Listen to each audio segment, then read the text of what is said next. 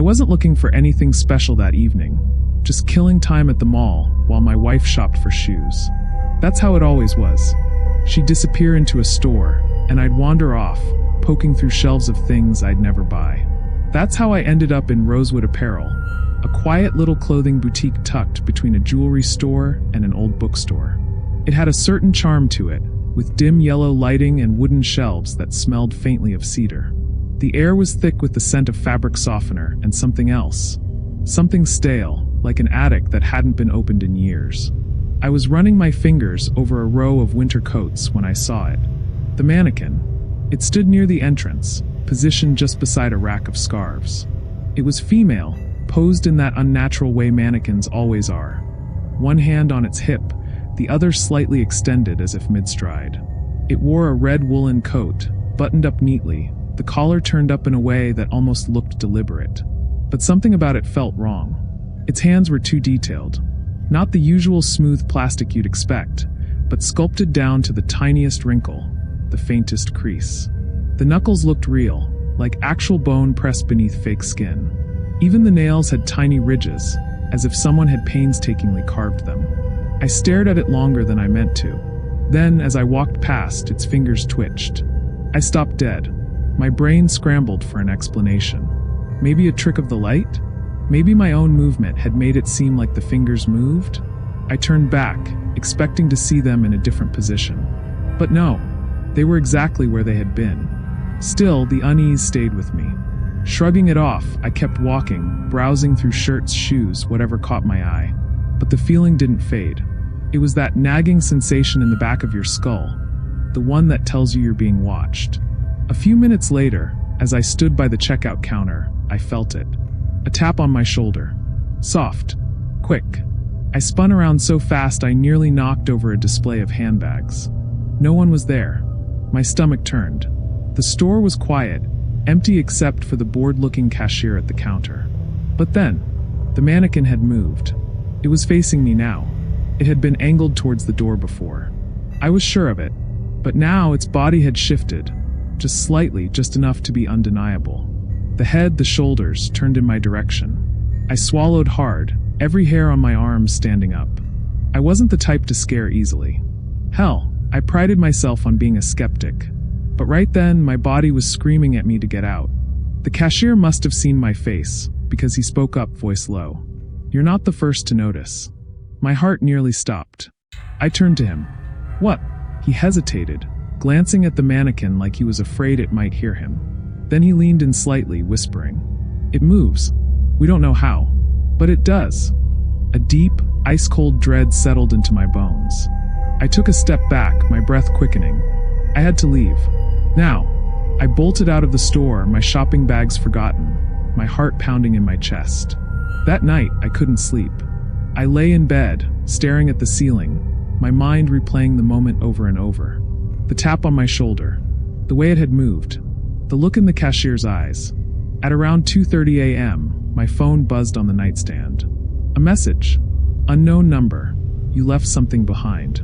My blood ran cold. Slowly, I picked up the phone, staring at the message. Another buzz. A second text. This one came with a photo. I hesitated, my fingers shaking as I tapped it open.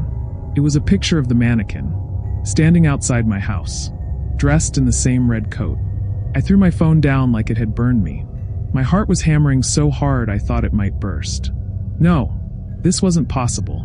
This had to be a prank. A sick joke. I rushed to the window. The street was empty. No mannequin. No signs that anything had ever been there. I checked the locks. Made sure every door, every window was sealed tight. Then I spent the rest of the night sitting in the living room, gripping a kitchen knife, waiting. Morning came. Nothing happened. No more messages. No mannequin. I told myself I imagined it. Maybe I had. 2 weeks later, my wife found the coat. She was cleaning out the hall closet when she called for me. "Hey, did you buy a new coat?" I frowned, walking over. "What?"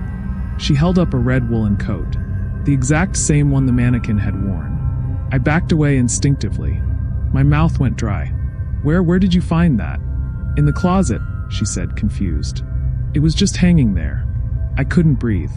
I grabbed the coat from her hands and stormed outside, my pulse pounding in my ears. I threw it into the trash bin, slamming the lid shut. And then I burned it. I stood there, watching the flames consume it, thick black smoke curling into the air. As the fire ate away at the fabric, I swear to God, I heard a whisper, soft, just beneath the crackle of burning wool. A woman's voice. "You brought me home. That was 3 years ago. I never went back to that store. Never stepped foot in that mall again. But sometimes, when I'm alone, late at night, I swear I still feel it. That tap on my shoulder."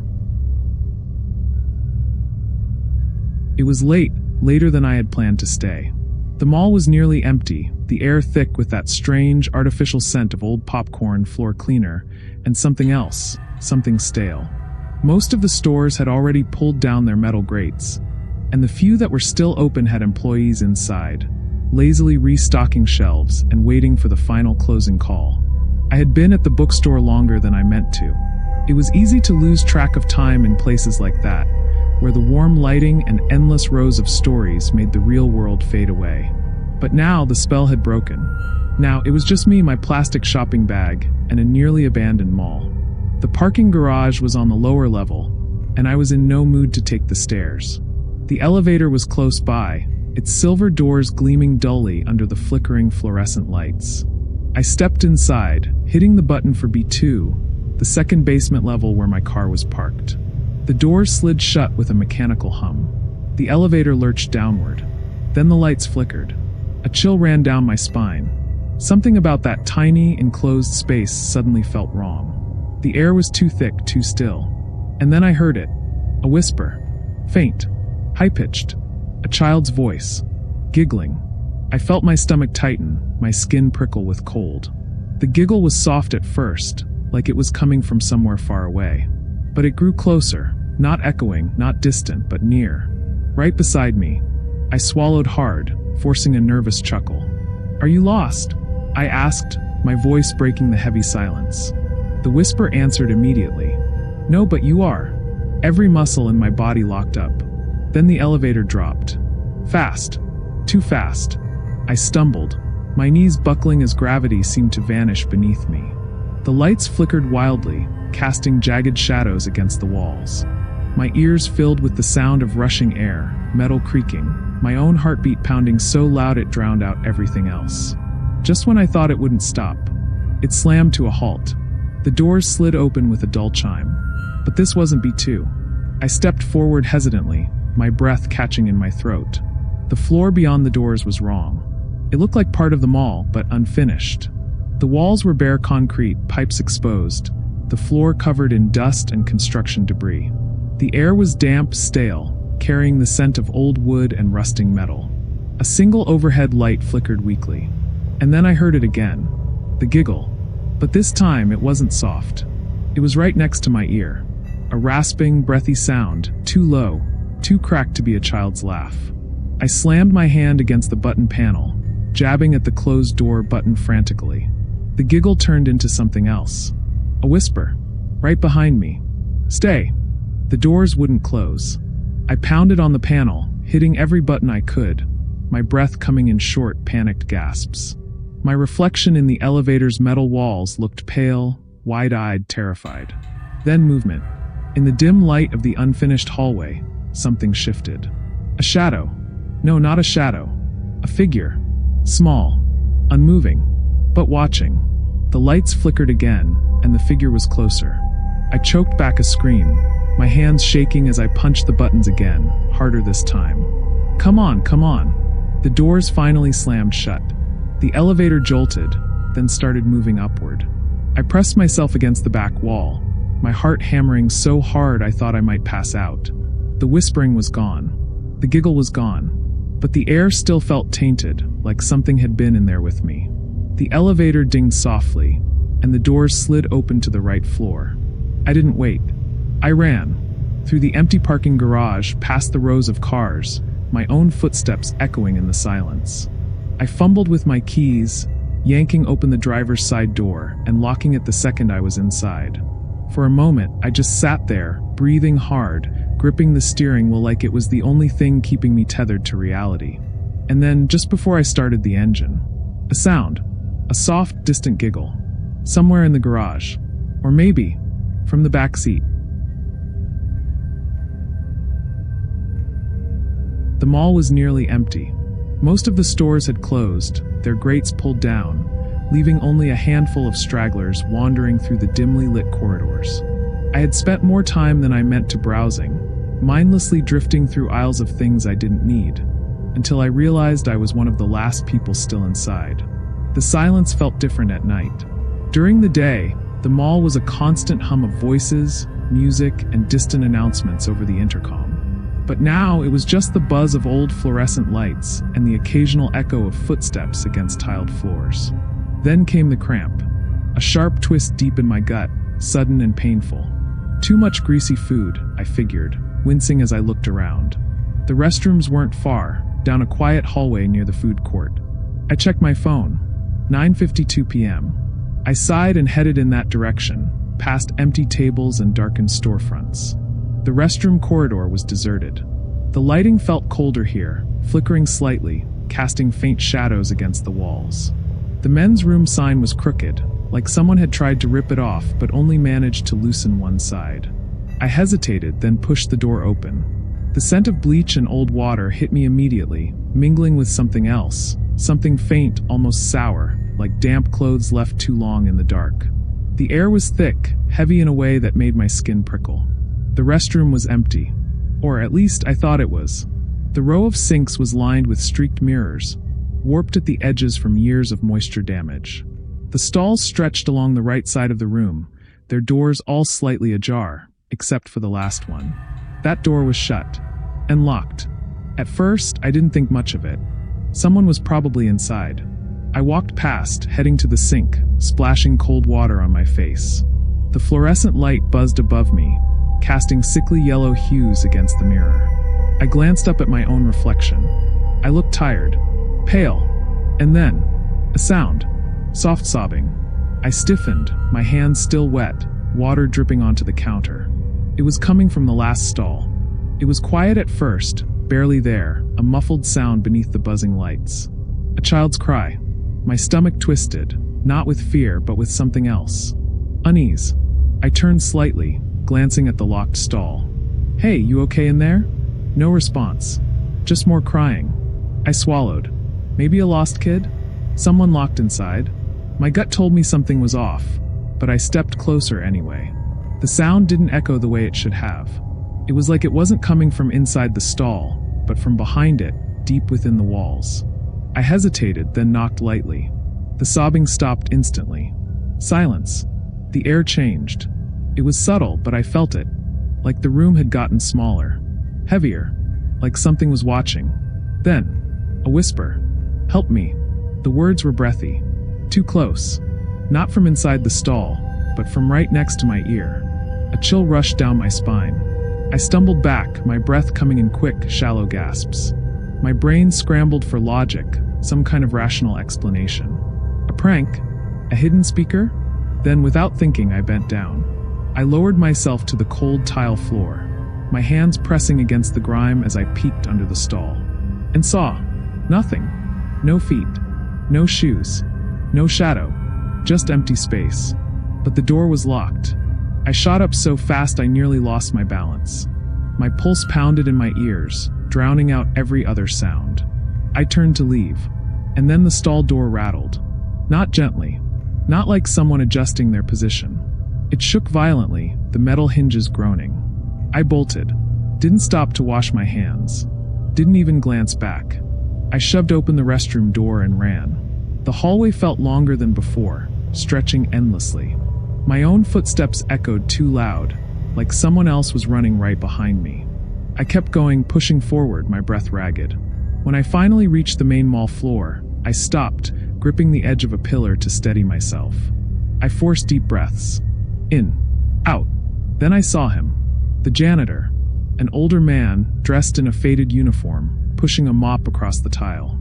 His movements were slow, methodical, like he'd done this 1,000 times before. He glanced up at me, raising an eyebrow. "You okay?" I swallowed, still catching my breath. I glanced back at the restroom. the door swinging slightly from where I'd shoved it open. The hallway was still. Nothing followed me. "There's something in there," I managed. My voice sounded weak, uncertain. "The last stall." I heard crying. But I hesitated. The words felt stupid even as I said them. There was no one there. The janitor's expression didn't change. He just stared at me, his face unreadable. Then finally he sighed. He shook his head, looking back down at his mop. "That stall's been locked for years." I stared at him. He continued mopping. A lump formed in my throat. "What?" He nodded toward the restroom. "Nobody uses that stall." His voice was flat, distant. "They tried to fix the lock years ago, but it never stays open. We just left it alone." Something cold pressed against my chest. The janitor finally stopped moving, meeting my gaze. His next words made my stomach drop. "A kid died in there." I took a step back. "What?" His lips pressed into a thin line. He didn't look like he wanted to talk about it. But after a long pause, he did. "They found him in there. Years ago. Locked inside. No one knows how. No one even saw him go in. Just a kid. Curled up on the toilet. Eyes wide open. My mouth was dry. They said he must have gotten stuck," the janitor continued. "Panicked. No one heard him." His voice lowered slightly. "No one found him until the smell started." A sick feeling crawled up my spine. I looked back at the restroom, at the dim hallway leading to it. The janitor sighed. "Every once in a while, someone hears it. The crying. The whispers. But when they check..." He shook his head. "There's never anybody there." A silence stretched between us. And then, from inside the restroom, soft, muffled, sobbing, I turned, every hair on my body standing on end. The janitor just kept mopping, as if he'd heard it 100 times before. There's something about working security in an empty mall at night that gets under your skin. Maybe it's the silence, the way it creeps in when all the stores close, swallowing the sounds of daytime laughter, footsteps, and ringing cash registers. Maybe it's the way the air feels heavier after midnight, thick with something unspoken. Or maybe it's the things you see on the cameras, the things that shouldn't be there. I had been working the night shift for about 6 months. The job was simple. Sit in the control room, watch the monitors, and call it in if anything seemed off. Most nights were uneventful. The occasional homeless guy trying to sleep in the loading dock. Teenagers sneaking in through the back lot. But this night was different. It was a little after 2 a.m. The mall had been closed for hours. The janitors had already left. The only people inside were me and my partner, Carlos, who was doing a final walkthrough of the second floor. I was sipping stale coffee, flipping through the camera feeds, when something caught my eye. The food court. There was a little girl standing there. Alone. I froze, nearly dropping my coffee. She couldn't have been more than 6 or 7, wearing a pale dress that looked too thin for the season. Her long, dark hair hung limp over her shoulders. She stood near one of the tables, completely still, her small hands resting at her sides. I blinked. Where the hell had she come from? The mall had been locked for hours. There was no way she should have been there. I grabbed my radio, thumb hovering over the button. I was about to call Carlos, and then the girl moved. Not a normal movement. She didn't shift her weight, didn't fidget like kids do. She turned her head. Slow, mechanical, straight toward the camera. And then, she smiled. A sharp, knowing grin that sent ice down my spine. And just like that, she vanished. Not walked away. Not ran. Vanished. 1 second she was there. The next gone. I sucked in a breath, my pulse hammering. My hands felt numb as I reached for the keyboard, rewinding the footage. The feed flickered back a few seconds. I hit play. The food court was empty. There was no girl. Not even a flicker. Not even a shadow. I scrubbed back further. Maybe I had just missed her walking in. Maybe I had imagined it. But there was nothing. Just an empty food court. The footage showed no one had been there all night. And yet, I had seen her. I leaned back in my chair, my skin crawling. I needed fresh air, needed to shake the feeling that something was still watching me. Before I could move, my radio crackled. "Carlos, you call me?" His voice was laced with static. I hesitated. If I told him what I saw, he'd laugh. Call it a glitch, a trick of the eyes. And maybe that's all it was. But my gut told me it wasn't. "Yeah," I said, voice tight. "Can you check the food court?" A pause. Then, on it. I switched the camera feed to his body cam, watching as he made his way downstairs. The food court was silent. Still. The kind of stillness that felt unnatural, like the air itself was holding its breath. Carlos walked slowly, his flashlight beam cutting through the darkness. "Where am I looking?" "Near the center tables," I said, eyes flicking between feeds. He panned his light over the area. Nothing. No signs of movement. No footprints. No open doors. "All clear," Carlos muttered, lowering his flashlight. I let out a shaky breath. Maybe I had imagined it. Maybe. But as I reached for my coffee, something flickered on the screen. I looked up. Carlos was still standing in the food court, facing the camera. But he wasn't alone. There was a shadow behind him. A small figure, just barely visible at the edge of the frame. The little girl. She stood just behind him, close enough to touch. And she was looking right at me. I slammed the radio button. "Carlos, behind you." He spun, flashlight sweeping the area. But there was nothing there. No girl. No shadow. Nothing. Carlos cursed. "Dude, what the hell?" I stared at the screen, my hands clammy. The girl was gone again. I swallowed hard. "Get out of there," I muttered. Carlos didn't argue. He made his way back upstairs, his footsteps faster than before. When he got to the security room, I didn't say anything. Just rewound the footage, pointing at the screen. We watched together. At 2:04 a.m., the food court was empty. At 2:06 a.m., Carlos entered. At 2:07 a.m., the girl appeared. Right behind him. Carlos went rigid beside me. Jesus Christ. We watched as she stood there, staring at the camera, staring at me. And then, in the blink of an eye, she disappeared. Like she had never been there at all. The footage ended. Carlos exhaled slowly, rubbing the back of his neck. What the hell did we just see? I didn't answer. I didn't have an answer. But that was the last night I ever worked the graveyard shift. I hate shopping. If it were up to me, I'd wear the same hoodie and jeans every day until they disintegrated.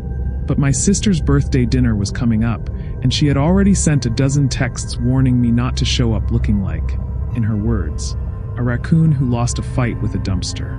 So there I was wandering the mall, dodging screaming kids, slow-walking couples, and aggressive perfume sprayers. I didn't have a particular store in mind, just something quiet where I could grab a new jacket and get out. That's how I found myself in Willow's boutique. The store was tucked in the quieter wing of the mall, away from the food court and the weekend crowd. It was one of those small, expensive shops with soft indie music playing in the background and a faint scent of lavender in the air. There was only one employee behind the counter, a girl in her early 20s, scrolling on her phone, barely acknowledging me as I stepped inside. Perfect. I browsed the racks, running my fingers over soft sweaters, stiff button-downs, overpriced leather jackets. I wasn't in the mood for anything flashy, just something simple. Then I found it. A sleek, black zip-up jacket. My size. The material was smooth and warm under my fingers, and when I held it up to myself, it looked perfect. I draped it over my arm and made my way toward the fitting rooms at the back of the store. There were 6 stalls, 3 on each side of a narrow hallway. 5 doors were open. 1 was closed. I assumed someone else was trying on clothes, so I picked the farthest stall and stepped inside, locking the door behind me. The overhead light buzzed faintly, casting a sterile glow over everything. I glanced at the mirror, a full-length piece of glass, slightly warped at the edges, probably from years of customers leaning against it. I sighed and pulled off my hoodie, shivering slightly as the cool air touched my skin. Then I slipped into the jacket. It fit perfectly.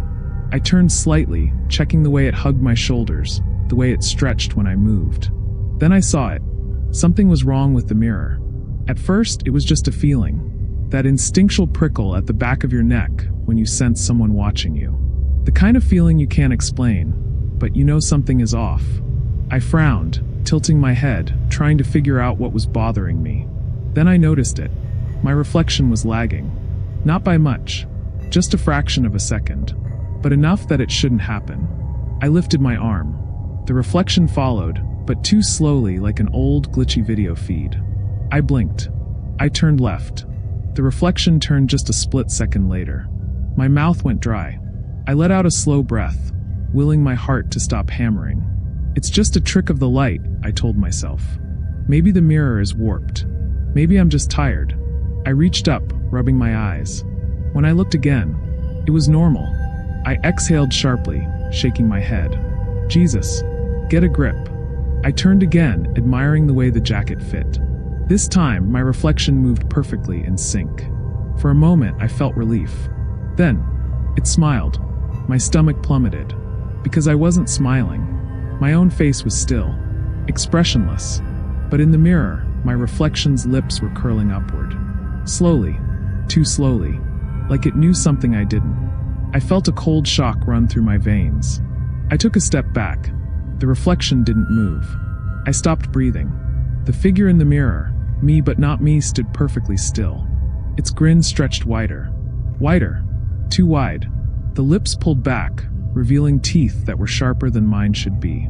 The thing in the mirror tilted its head, watching me, the way a predator watches prey. I staggered back so hard I hit the fitting room wall, my breath coming in short gasps. And still, it didn't move. I wasn't looking at a reflection anymore. I was looking at something else. Something pretending to be me. Something that wanted me to know. I fumbled for the lock, my fingers trembling. The metal was ice cold beneath my touch. I yanked the door open and bolted. The hallway was empty. The only sound was my own breathing, ragged and uneven. I rushed out of the fitting rooms, nearly bumping into a rack of scarves. The store clerk glanced up from her phone, startled. "You okay?" she asked. I couldn't answer.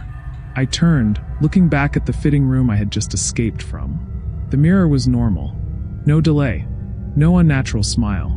Just a reflection. Just me. But I know what I saw. I know. That thing inside the mirror. It wasn't me. And the worst part, it was still smiling.